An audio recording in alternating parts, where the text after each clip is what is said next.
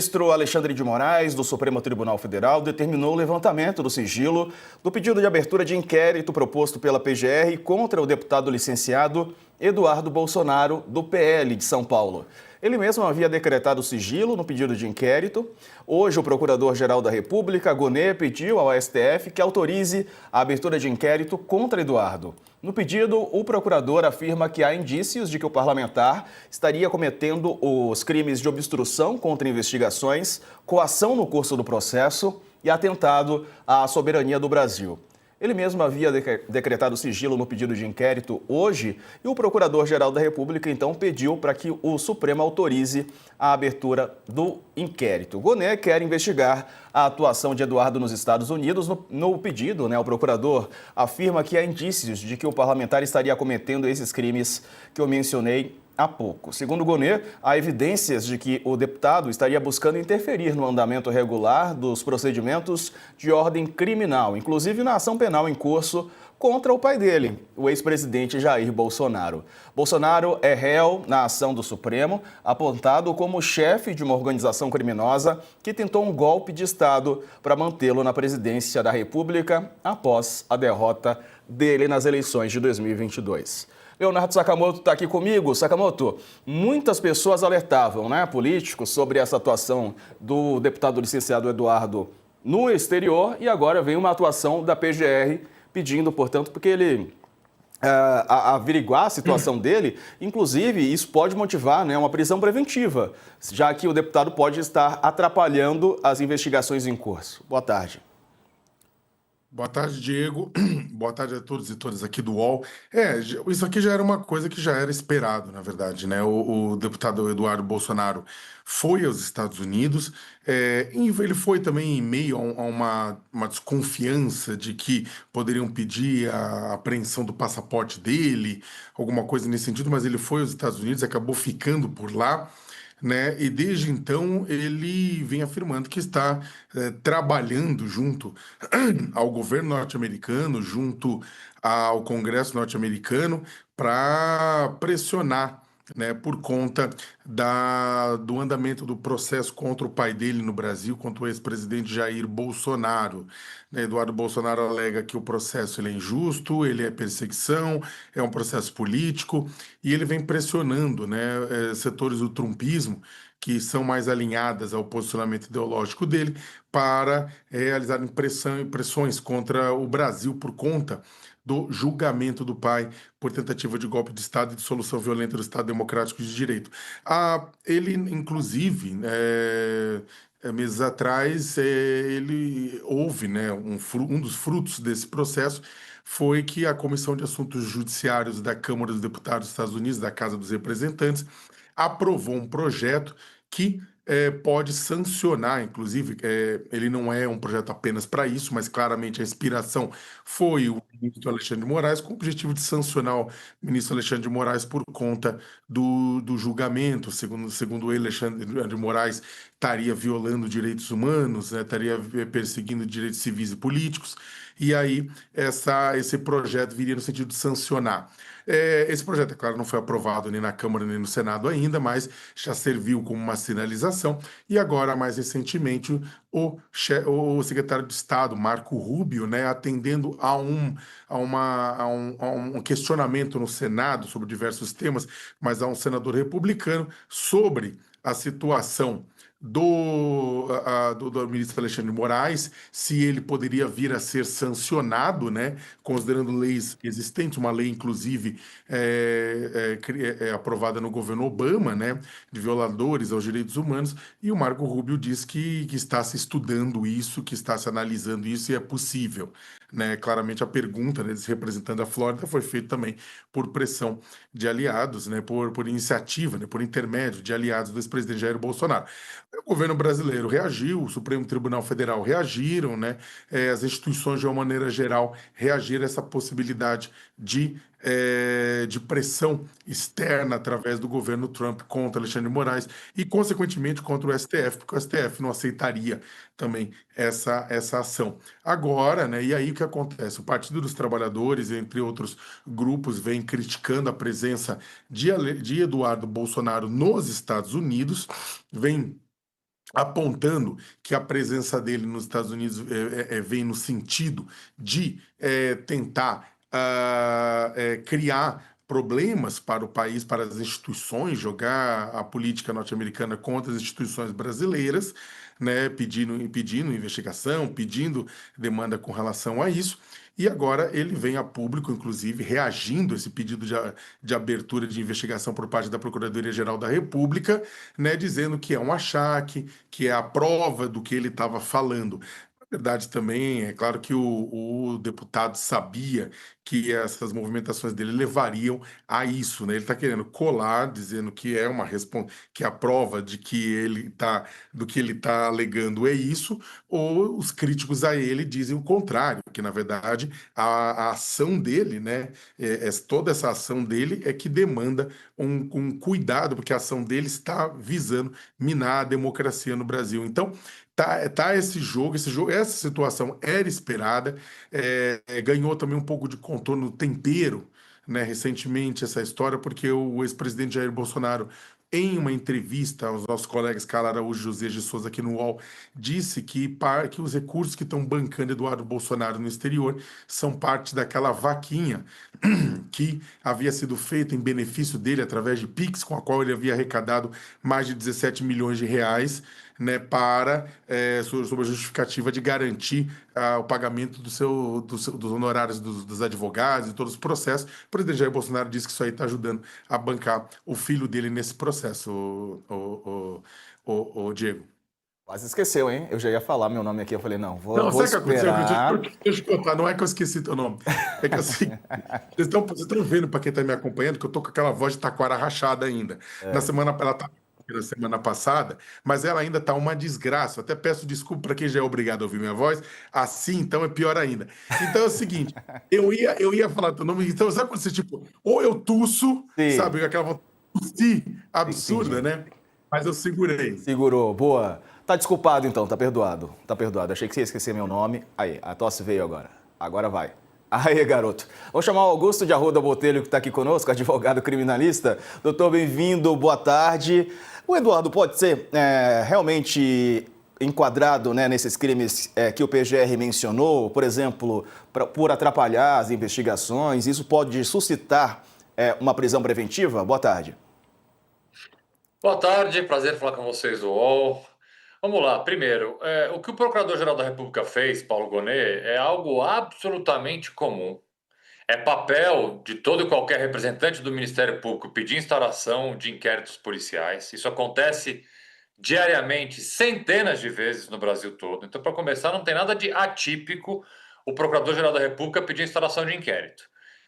Tem base na Constituição, base no regimento do Supremo, porque ele encaminha este pedido de instauração de inquérito por prevenção, que a gente chama, ou seja, para aquele ministro relator que já está, de alguma forma, tocando processos ou investigações que tenham relação com esse fato, por isso que foi já distribuído diretamente para o ministro Alexandre de Moraes.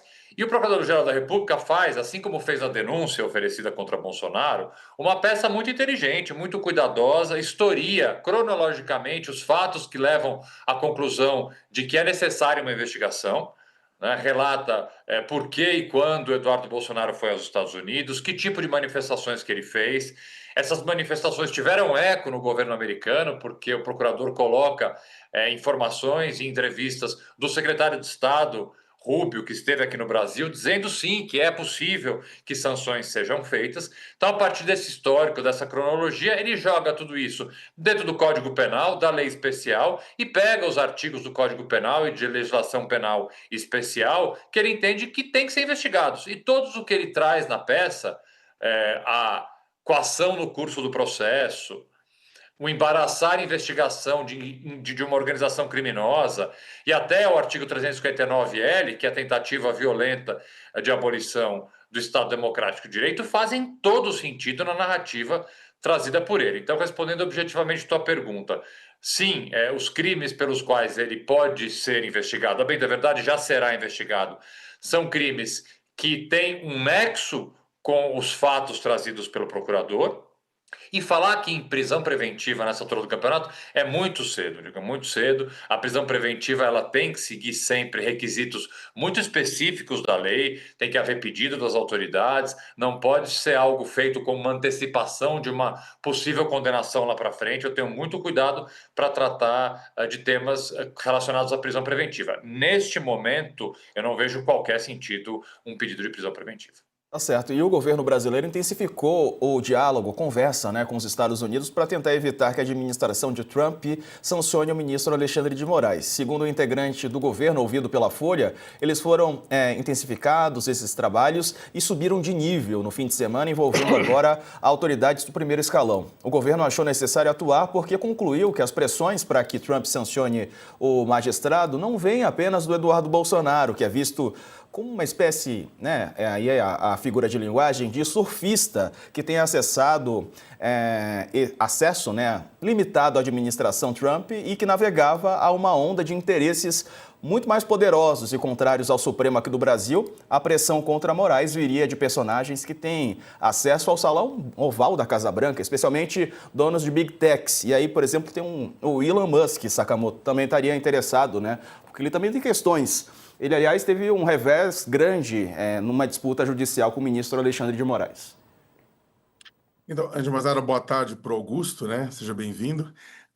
Então, ô Diego, o problema, né, é que os Estados Unidos, e acho que isso é importante também a gente entender, os Estados Unidos só sancionaria o Brasil caso seja do interesse dos Estados Unidos. Eles não vão fazer isso simplesmente porque é do interesse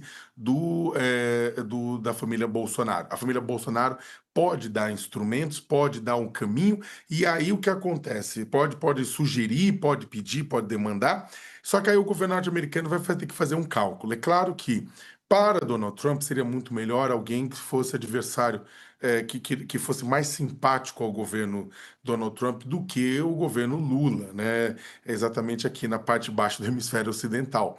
Então, é claro que não tenha dúvida nenhuma que se ele pudesse, ele apoiaria uma candidatura de alguém mais simpático a ele do que a reeleição de Lula.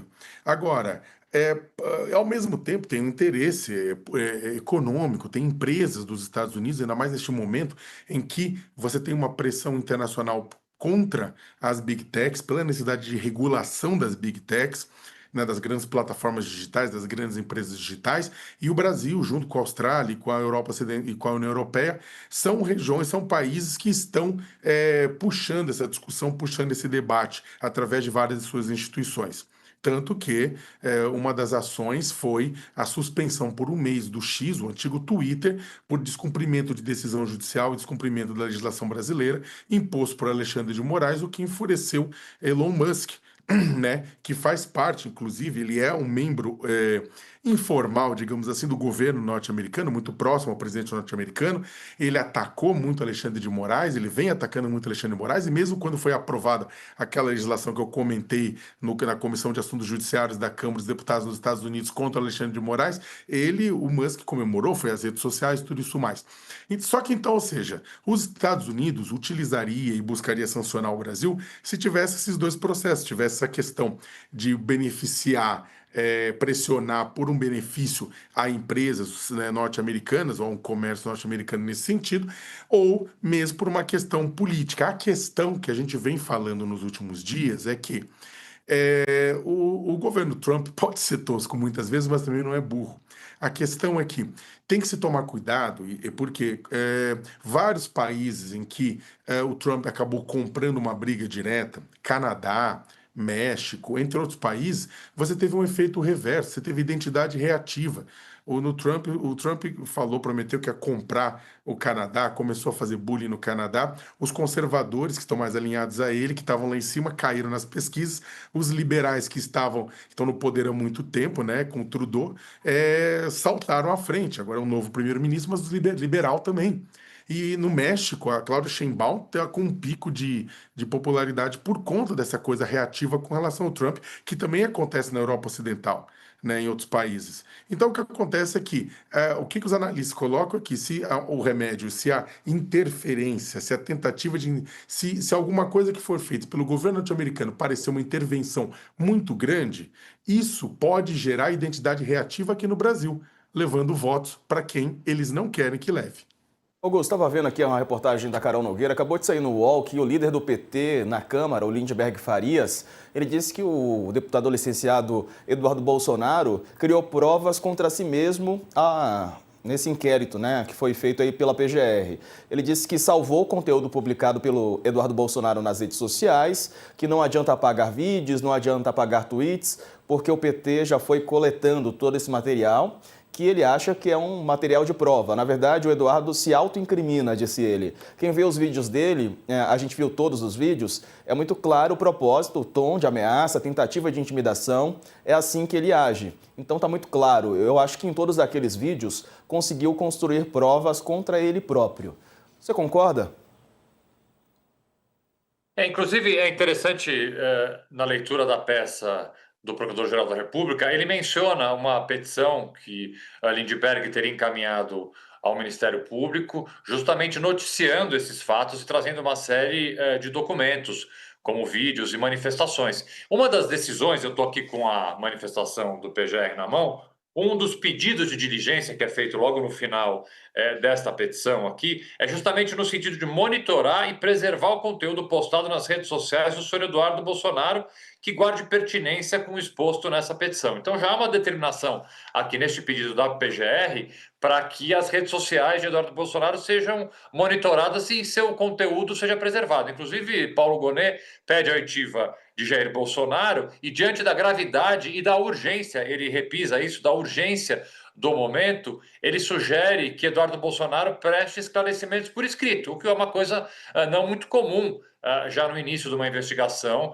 um pedido para que a parte investigada, ainda que por escrito, se quiser, preste algum tipo de declaração. Então há esses pontos, esses pedidos de diligência que fazem sentido, alguns deles não tão comuns, e com relação a essa manifestação de Lindbergh, realmente um fato.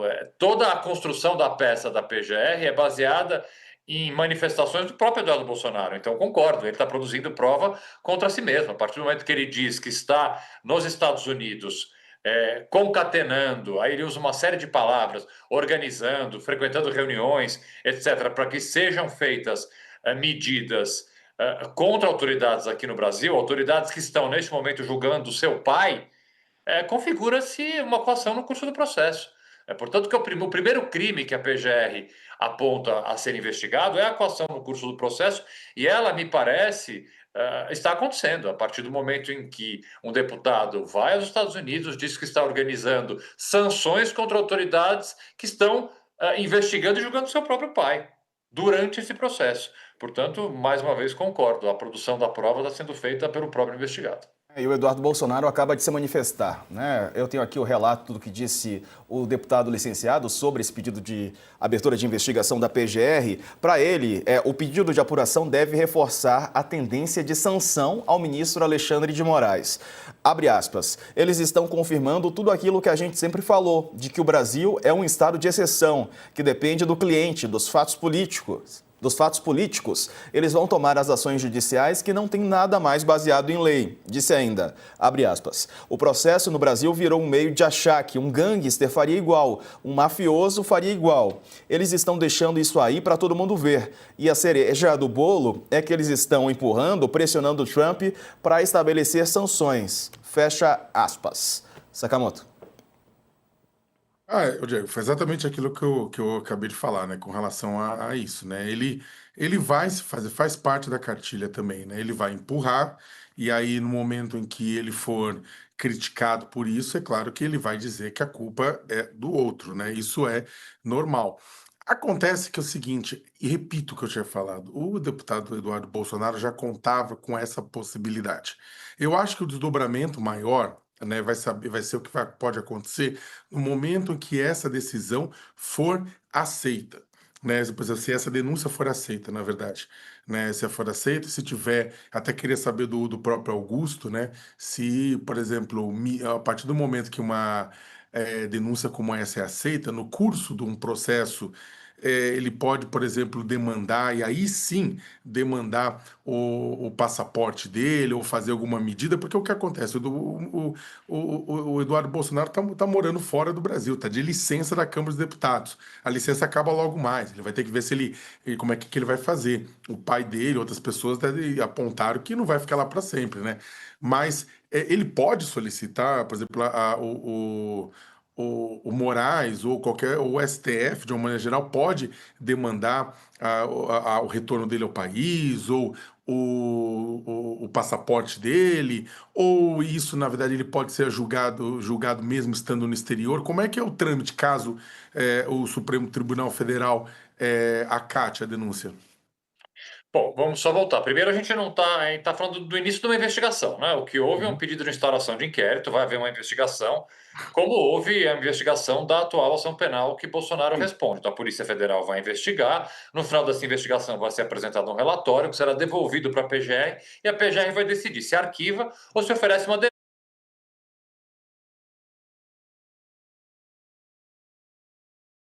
Então a gente está muito cedo ainda agora nesta história toda. De qualquer forma, medidas assecuratórias elas podem ser tomadas a qualquer momento, inclusive durante uma investigação. Então, respondendo objetivamente a sua pergunta, retenção de passaporte, isso precisa acontecer só quando há um processo em andamento? Não. Dentro de uma investigação é possível que se peça, por exemplo, o passaporte como uma medida alternativa a uma prisão. Mas eu volto a dizer, acho muito cedo para falar em qualquer tipo de medida restritiva de direito no início de uma investigação. Voltar para o Brasil, mais complicado, mais complicado. Eu nunca vi, a bem da verdade, uma decisão que demandasse ou obrigasse alguém a retornar ao seu país ou ir para um outro lugar. O que pode acontecer, sim, é inviabilizar o trâmite e o deslocamento dessa pessoa com a retenção de um passaporte. Mutatis mutandis é um pouco o que acontece com a Ala dos Santos, né? A Ala dos Santos está nos Estados Unidos há muito tempo sem passaporte, porque o passaporte dele foi cancelado pelo Supremo Tribunal Federal. Como ele vive nos Estados Unidos sem o passaporte, é uma pergunta que eu não saberia responder. Inclusive, questionei, enquanto autoridade responsável por isso no Brasil, enquanto fui secretário nacional de Justiça, por várias vezes as autoridades americanas, como uma pessoa sem passaporte pode livremente transitar num país que necessita de visto e necessita de passaporte. Certo, Augusto de Arruda Botelho, meu amigo, sempre um prazer te receber, viu? Um abraço e uma boa tarde. Estou sempre à disposição. Um abraço para todo mundo. Valeu. Ô Sakamoto, ainda nessa postagem, né, nessa reportagem sobre o que disse o Eduardo Bolsonaro, rapidamente aqui a gente pode aguentar que ele desafiou também o presidente Lula. Disse que se o governo Lula quiser comprar briga do Moraes e mergulhar o Brasil numa disputa contra os Estados Unidos, onde notoriamente os Estados Unidos é o lado mais forte, isso vai ser uma decisão que a gente tem que deixar claro que é uma decisão do presidente Lula. E nós aí vamos ter que trabalhar, né, para trocar de presidente, porque esse presidente não está servindo aos interesses dos brasileiros. O interesse dos brasileiros não se confunde com o interesse do Alexandre de Moraes. Sakamoto, quem está trabalhando contra os interesses do Brasil, né? Rapidinho aqui para a gente seguir com o Matheus Coutinho falando sobre os depoimentos de hoje. Então, os interesses do Brasil eu concordo com ele que os interesses do Brasil não são os interesses pessoais do Alexandre de Moraes. Da mesma forma, os interesses do Brasil não são os interesses pessoais do senhor Jair Bolsonaro. Então, o que acontece é que ele está tentando, na verdade, novamente fazer um jogo de palavras. Ele faz crer que o interesse dos brasileiros é o interesse de defender aqueles que participaram dos atos golpistas, que participaram do planejamento do golpe entre 2022 e 2023. Segundo pesquisa da Datafolha, mais da metade dos brasileiros, segundo pesquisa Quest, também mais da metade dos brasileiros é a favor da punição. Na verdade, é contra a anistia, qualquer forma, a qualquer um dos que participaram disso. Os interesses do Brasil não é um interesse de uma pessoa, são interesses de instituições. É. As instituições brasileiras precisam ser defendidas. E aí esse é o ponto. Na verdade, no final das contas, não é o interesse do Moraes, não é o interesse do Bolsonaro, seja do Jair ou do Eduardo, é o interesse do país como um todo. E atacar as instituições do país não é um interesse definitivamente.